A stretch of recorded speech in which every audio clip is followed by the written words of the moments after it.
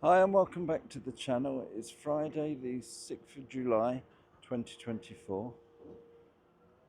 As you can see, I am back at Bramley Dock, home of Everton's new stadium. The purpose of today's video, have a general look round and answer some of the questions that I was asked on about the tour. And so I'll get the drone up and take a look.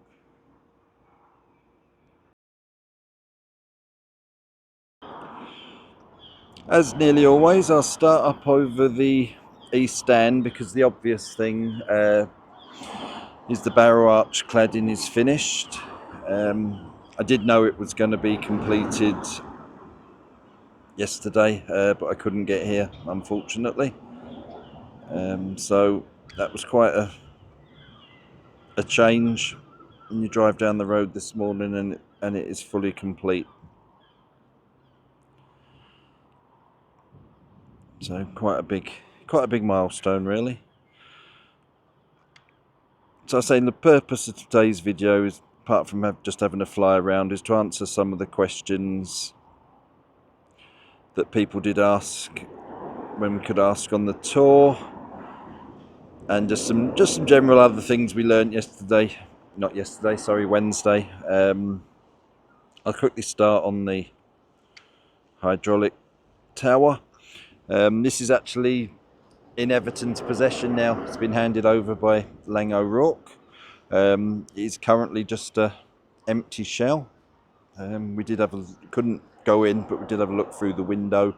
It is just an empty shell, and there are actually no confirmed plans yet what it is going to be used for.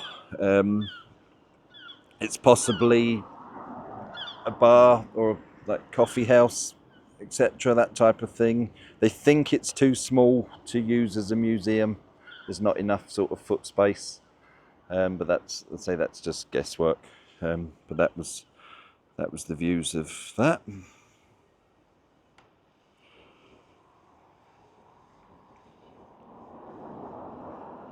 So I'm going to go over the north stem first, and it was a bit of an old question that people had spoke about a few times that turned up, and that was why all the metalwork along this side at the lower end was black compared to sort of white or grey around the rest of the stadium. And there were lots of theories and answers, and it was just so it tied in better with the view, with the black cladding, that it tied in with that better from lower down, and all sorts of things like that, and just look better. And the actual official answer was that because it's where the traffic goes, it will basically need less cleaning if it's black rather than white. So it was nothing more complicated than that, not sort of to do with the look compared to the panels. It was, just so it would stay cleaner longer with the traffic.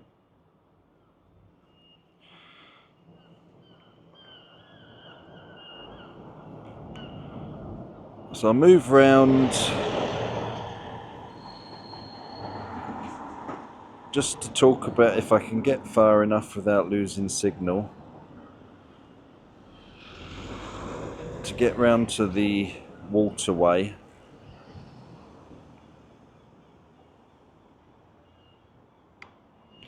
And one of the questions was about how was this being made waterproof, and something else we learned that I believe it was David Badcock asked a while back was used to be able to see the piles going down on the sort of left hand side of the channel there. You could see all the piles, and one of the sort of questions was, when did they go in, because it was kind of unseen. The answer to that was it was almost right at the start of the project, when not long after the sand infill had been done. They said it was basically would have gone almost unnoticed because there was sort of all sorts of activity. But that's when those piles went in, and then obviously recently uncovered. And that is waterproof concrete that's been sprayed onto them. Is the answer is how it's being kept waterproof. I think it's the 24th of July when it is starting to be dug out to be filled with water. There's a 10-week window where they've got permission to dig that. They've had to gain permissions when they can actually dig it out fully. And they've got 10 weeks to do that, and then it will be filled with water. But that's going to be a slow process, and it's not like it's just going to be sort of mass flooded quickly. It's a slow process. I'll put some dates on the screen of there's quite a few like milestone and completion dates they give us. I'll just put them on the screen. Can't remember them all offhand.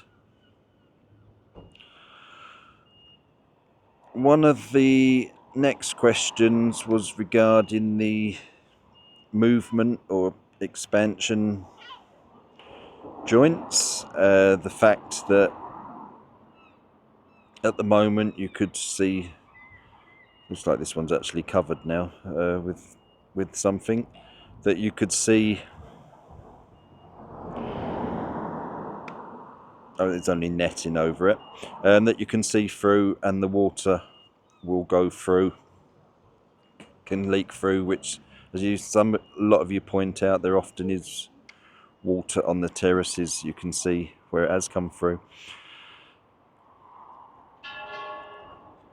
So let's say it runs both sides of the stadium, both ends. Right, there's a longish answer to this one. Originally, if you remember back, when the sort of roof structure was being installed, there used to be large blue pillars taking the weight of all the metalwork, steelwork. And when they were removed, so the whole weight of the roof was sort of on the stadium structure, they was expecting a lot of movement, and it actually sort of dropped 450 millimeters, I think they said. So hence the movement joints. And they said even though you can't really see it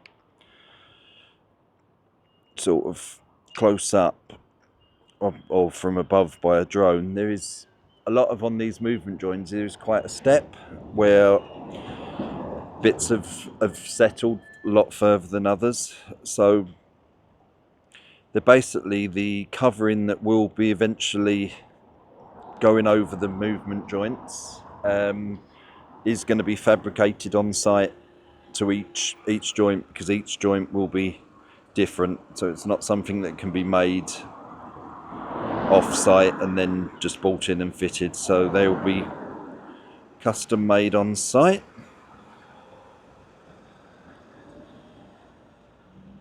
Trying to think where I'll go next. I'll go over the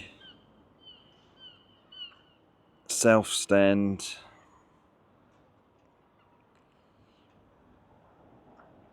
next.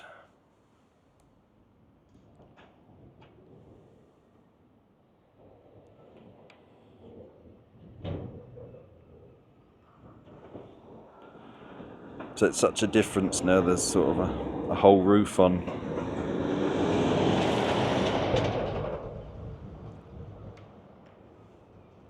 And it was questions regarding the Everton Way. What was the expected start date? Would there be a phase 3? I think was one of the questions. And what impact is that having on the space they are taking up. So Lang O'Rourke are not actually the ones who will be laying the Everton Way. That is being organised by Everton themselves. So that will not commence until after the site is handed over to Everton, which I think is December. And then there's no confirmed details of when it will start after that. So the 2 phases have sold out already, which are going as planned. There is enough space to do the 2nd phase along there. They are expected to do a phase 3. Where that will be is undecided, but it will not be along this south stand. That sort of area is now full. So that sort of answered that question.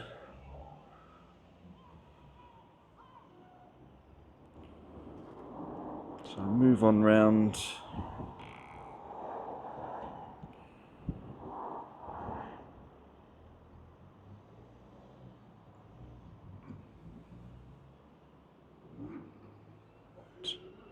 Towards the East Plaza. It was very interesting when they was talking about the brick cladding.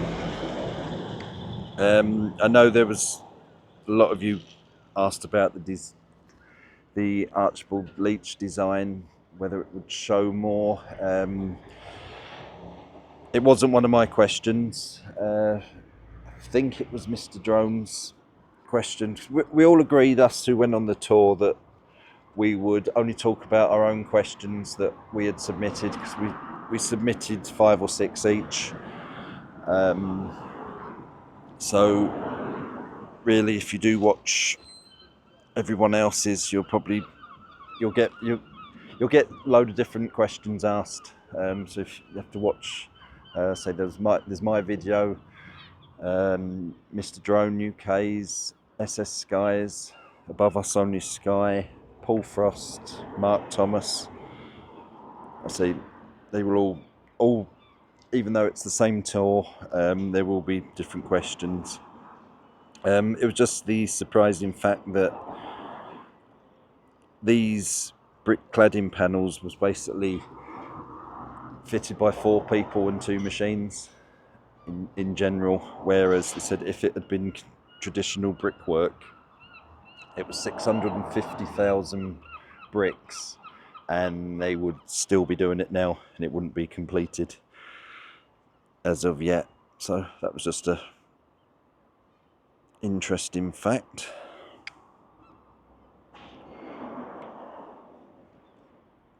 To carry on round, something else on the barrel cladding. When you was inside the stadium, it was surprising how prominent the sort of diagonal pattern was that what you could see from the inside. Then a lot of people ask about, will it leak because it's full of holes? And that was answered. Yes, it does to some degree, but the way it's designed, and the holes are not just there for looks. Basically, they have been designed with sort of weather in mind, and basically the weather, if it does come through, it basically, with the wind and the design of the barrel cladding, the slight sort of wet that does come through would drop straight down, and say nowhere near the terracing at all. And it was tested to, I can't remember the sort of rain and wind strength, and it was far beyond anything you sort of would experience. And if you did, there'd be no football match going on if it was sort of that levels.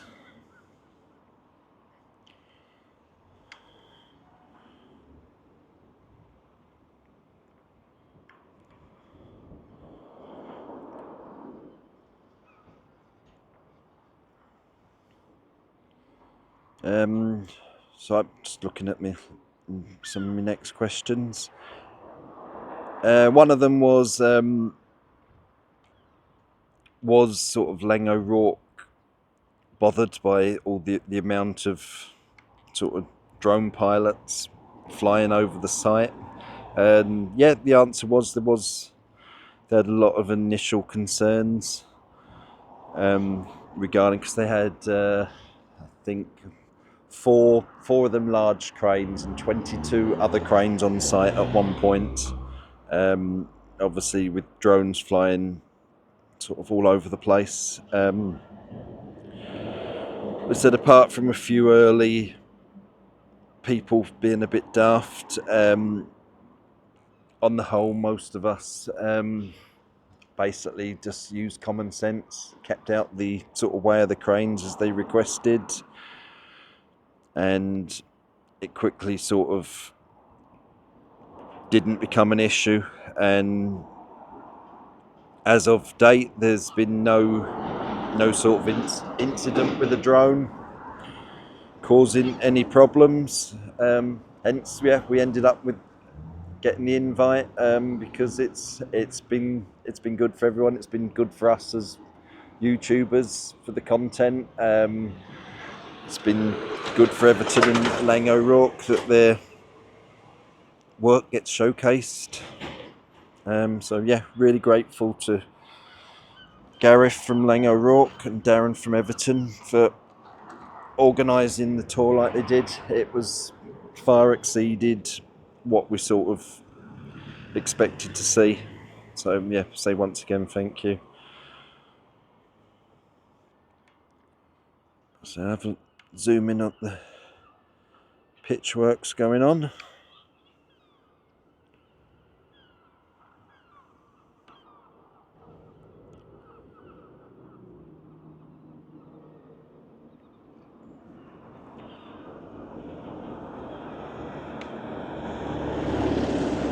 So not too much going on at the moment. It's only 7 o'clock in the morning.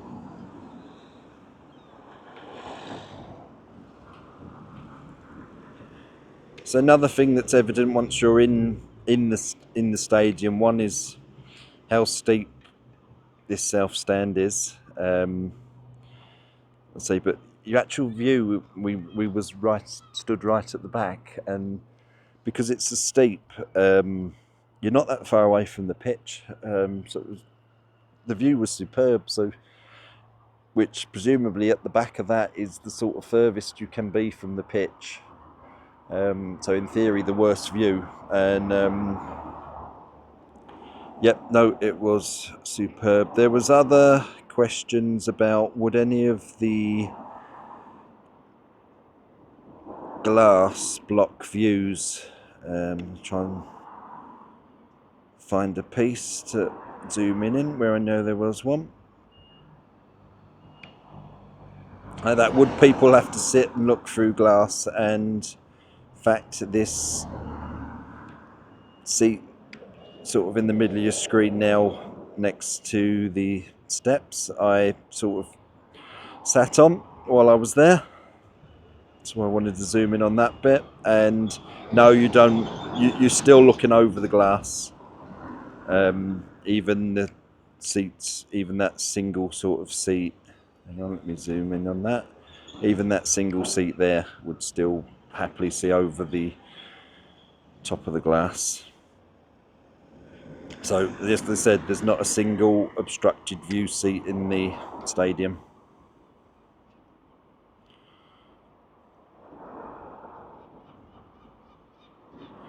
So I'll quickly pan round just so you can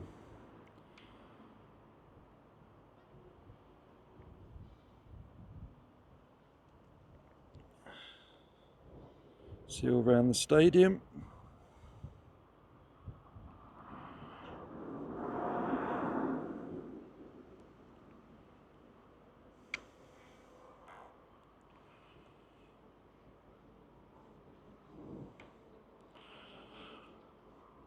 So I'm not sure if this video will come out before or after my tour video.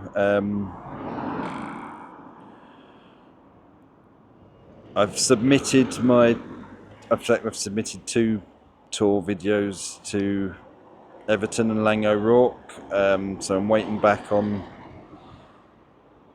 them to be approved or whether I need to change anything. So you possibly could be seeing this before or after the tour ones are released.